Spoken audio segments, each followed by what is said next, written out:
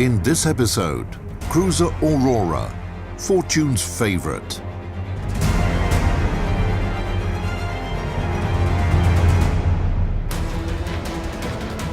They were designed to be the best. They met enemies face to face, endured tragedies and enjoyed victories. They went down in history due to the bravery of their crews.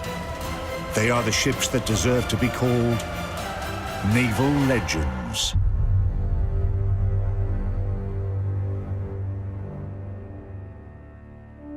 At the beginning of autumn 2014, cruiser Aurora went for another refit, her 10th in more than 100 years of the ship's history. There wasn't anything special about her. Aurora was an ordinary cruiser of the time. Today, few remember the names of the other two ships of this class, while the story of Aurora is truly amazing. Her life was a chain of grandiose events and lucky circumstances that allowed her to survive and be preserved as she is now. The cruiser class that included Diana, Pallada, and Aurora became unique. Why? Because it was the first Russian-built class. All three cruisers were laid down, built, and launched in the Russian Empire.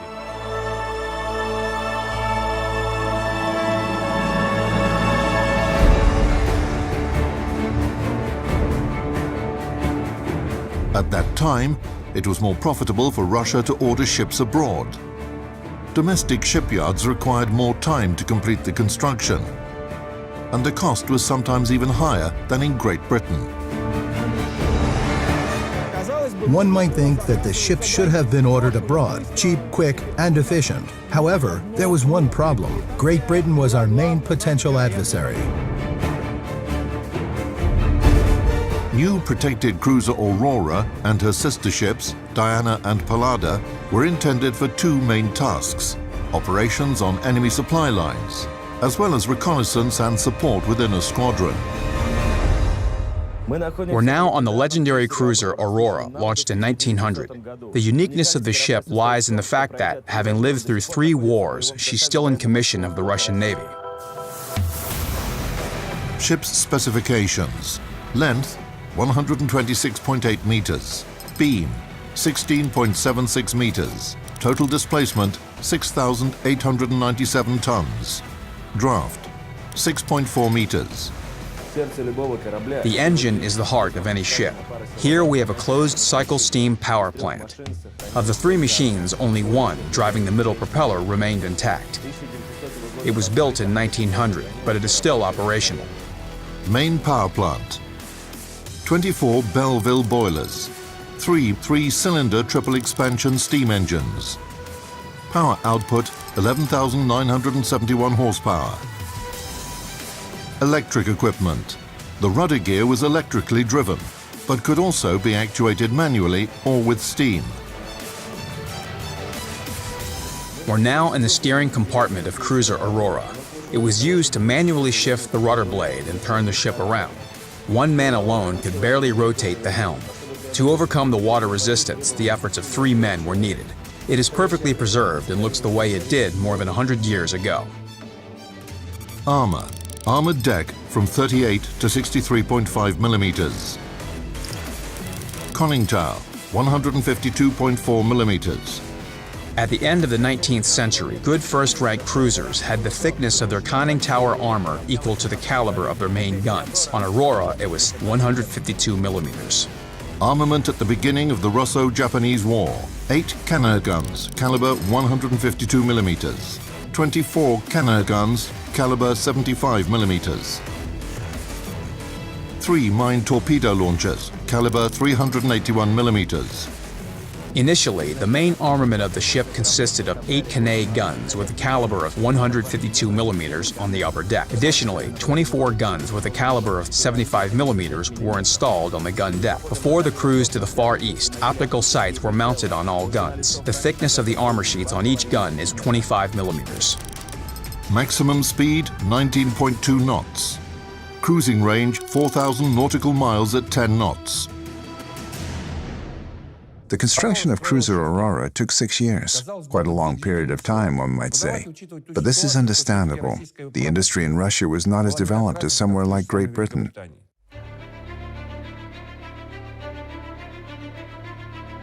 Initially, it was a project aimed at fighting against British merchant ships. However, while the cruiser was being constructed, a new enemy, the German Empire and his powerful navy, came to the stage.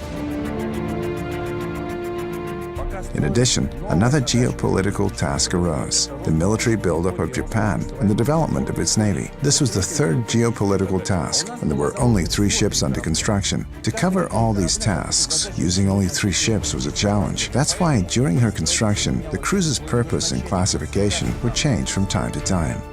Shortly after the commissioning trials in 1903, Aurora headed to the Pacific Ocean, accompanied by other ships in order to provide enforcement for the 1st Pacific Squadron of the Russian Empire. During that cruise, Aurora received the order to return to port due to the Russo-Japanese War that had commenced recently.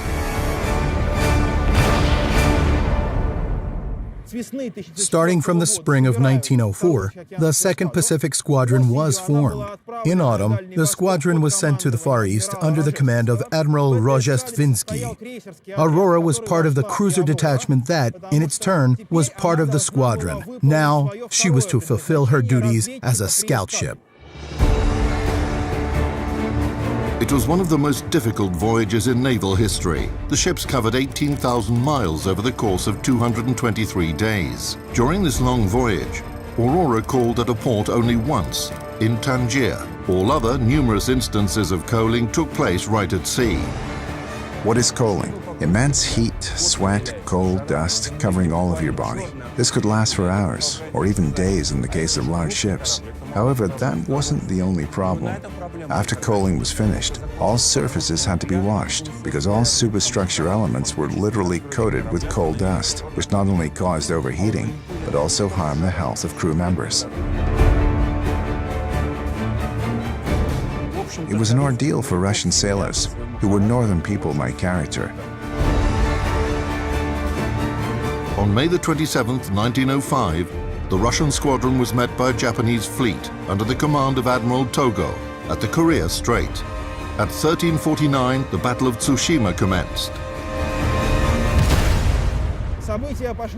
The events progressed in a worst-case scenario. The Russian squadron was utterly defeated. 4 brand-new battleships were sunk. Another one, Oriol, was heavily damaged and barely stayed afloat.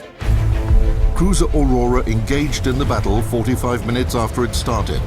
In the company of other cruisers, she defended transport ships that were part of the squadron against the Japanese superior forces. Then she accompanied the line of Russian battleships. The Japanese pelted Aurora with fire. During the battle, the number of hits received by the cruiser amounted to almost 20. During the Battle of Tsushima, the ship fired about 2,000 shots and received 18 hits. Shells hit the smokestacks. They were riddled with small fragments. The first smokestack was barely holding up. It was hit by 2 shells that left breaches of more than 4 square meters each. Most shells hit the forward part of the ship. The biggest breach on the gun deck was about 2 square meters. The conning tower was hit twice, having broken the hammock netting and steel ladder. The fragments of the exploded shell flew into the conning tower. 4 people were injured, and the ship commander, Captain Yegoriev, was fatally injured. 98 people died or were injured, a sixth of the crew. All main and secondary guns were damaged. However, the crew of cruiser Aurora kept their chins up. 3 people worked at each boiler.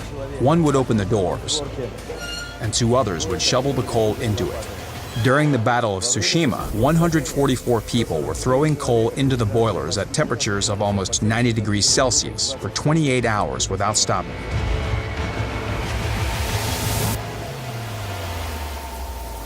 Aurora withstood the day, despite the damage received, and once it was dark, the cruiser managed to break through the tight encirclement of the enemy destroyers and shake off their pursuit.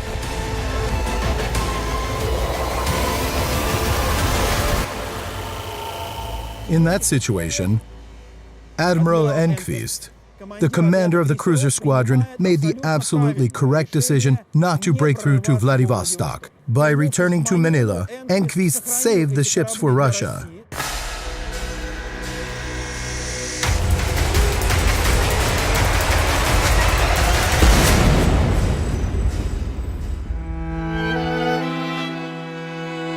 Named after the goddess of the dawn and starry sky, the cruiser was fortunate from the very beginning to be among the 10 surviving ships and return home after the Battle of Tsushima. Doesn't that prove that Aurora was born under a lucky star?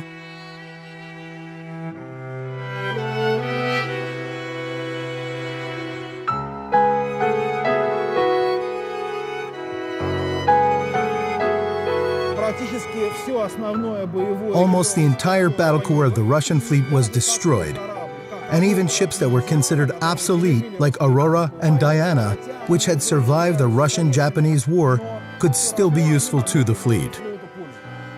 In 1909, cruiser Aurora became a training ship and entered the First World War with that status.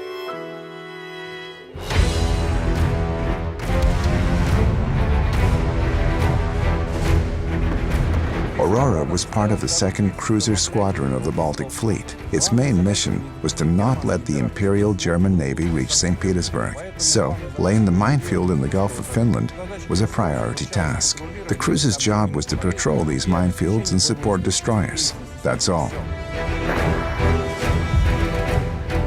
So Aurora fulfilled those tasks from the very beginning.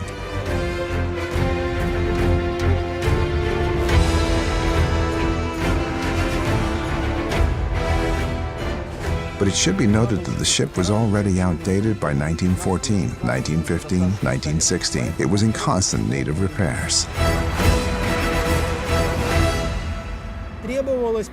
The steam engine had to be completely replaced. In this condition, Aurora met the February Revolution in Russia, and she was almost in the same condition during the October Revolution. During the revolutionary events of 1917, the sailors of the Baltic Fleet, Aurora in particular, played an almost decisive role in the Bolsheviks' victory. This active participation of the sailors was determined by a number of factors. Sailors were extremely bored on the ship, and they were wondering why the war was happening, what they were fighting for, why things in society worked this or that way. Their officers could have answered those questions if they had talked to their sailors and taken interest in those issues themselves. In Tsarist Russia, the naval officers were mostly from nobility. They wouldn't come down to the engine room, and they controlled the work of the personnel by looking through the internal portholes. This corridor maintained its historical look. Riveted bulkheads and internal portholes from 1900. They've survived to the present day. By 1917, there was a rift between the officers and the rank and file, and the Bolsheviks used this for their own benefit. A sailor serving on the ship was a peasant who entered another environment, but the folks up top remained the same. The nobility, the officer corps.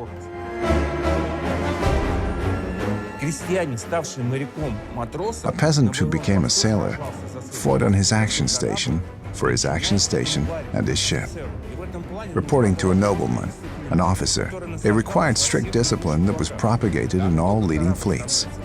As soon as the ship docks, the sailors have free time. What did free time mean for a sailor in the early 1900s? It was anything but combat training. Leaflets, propaganda.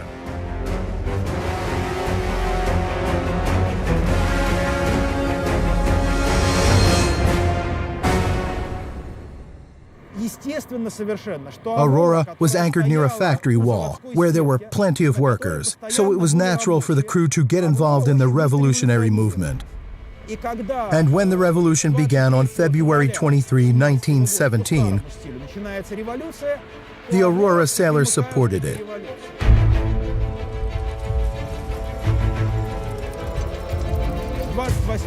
On February 28, the Aurora crew came ashore. The sailors tried to make the cruise commander, Captain First Rank Nikolsky, carry the red flag. He refused and was murdered. While there are many versions of Nikolsky's death, one of them is that Nikolsky forbade the sailors take part in the demonstration that was held on the shore. And when he came out on the main deck saying, "Halt, don't move, I'm not letting you go," the sailors revolted. The rebels should be shot. That was the rule. When he opened fire, he didn't even think it might end badly for him. He thought he would shoot one or two mutineers and things would calm down. But things had already progressed to a revolution mentality.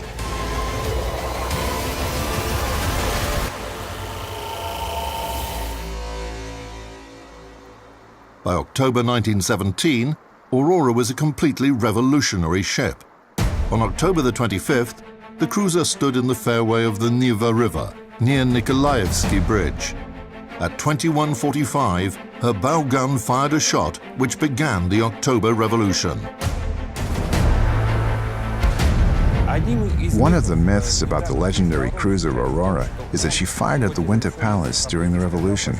The Winter Palace was a government building at the time, so it would have been like firing at Buckingham Palace from the Thames or at the White House from the center of Washington. The very next day, after the assault on the Winter Palace, newspapers wrote that Aurora was firing combat shells at a government building, the Winter Palace. As a matter of fact, a combat shot could not have happened. When passed for repairs, a ship of any nation gets disarmed, so it was a blank shot. But this myth, born by mass media, remains alive till today. In the summer of 1918, guns were removed from Aurora and sent to the front line of the Russian Civil War. However, 4 months before the ship was placed into reserves, she was one step away from destruction. An explosive device was found in one of the ship's magazines. It was neutralized by Aurora's chief artillery officer, Lieutenant Winter. The bomb detonated right in his hands, and the officer was injured. This accident shows that back then, cruiser Aurora was already perceived as a symbol. However, despite her merits for the revolution, Aurora had every chance to get scrapped. The young Soviet Republic had no funds to promptly rebuild its fleet. Of the two cruisers of this type, Aurora and Diana, the former had an important advantage. She had been overhauled. As a result, Diana was scrapped, and Aurora returned to service as a training ship. The next time the Navy thought about decommissioning the cruiser was in the early 1940s, but then a new war reared its head.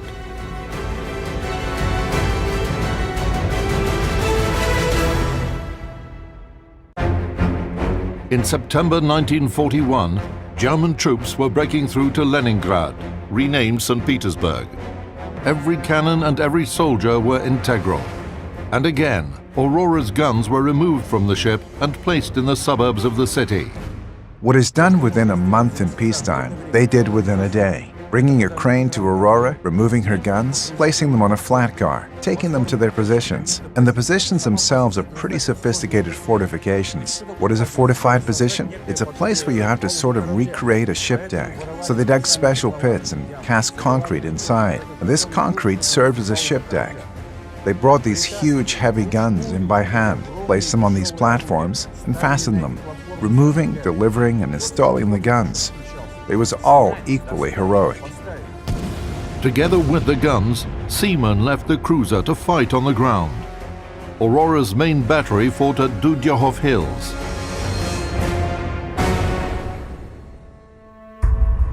The crew showed themselves to be heroes, and almost all of them fell defending the city. The guns were installed just in time for the defense of Leningrad itself. The German 4th Tank Group was at the tip of the spear, and Battery A, composed of guns and seamen from cruiser Aurora, stood in her way. The sailors fulfilled their duty. They accomplished their mission. So it was a feat of Aurora's seamen, of the cruiser herself. This is how the ship took part in the defense of Leningrad.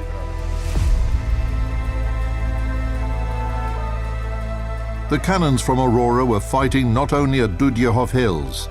The aft gun was taken from the ship's deck straight to armored train Beltiets. The cruiser herself was fighting German aircraft in the port of Oranienbaum. Seriously damaged by enemy air bombs and artillery shells, Aurora was run aground, but still continued to defend the sky of Leningrad from German aviation. Though Aurora was sitting on the ground, she remained in the ranks throughout the entire war, and her flying flag was a symbol of this. The flag showed that Aurora was in the ranks. Aurora was fighting. She was fulfilling her duty.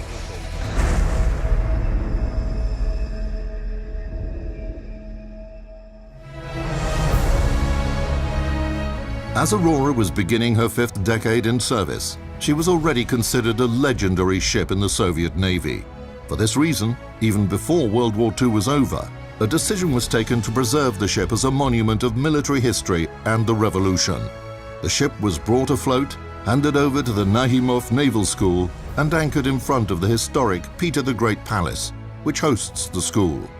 In the 1960s, the Soviet government decided to make Aurora a symbol of the October Revolution and created this image of a cruiser giving the signal to start the uprising. This is when they created the famous picture with Aurora and her searchlight cutting through the darkness.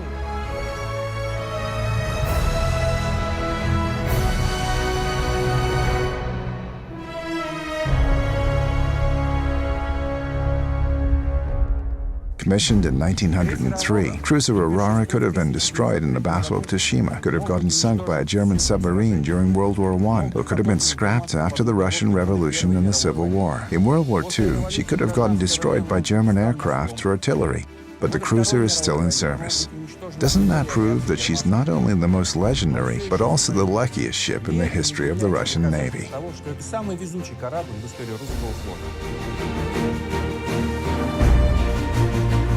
And now, having celebrated her 113th birthday, Aurora has returned to her place at the Petrograd embankment as a symbol of St. Petersburg and the history of the Russian Navy.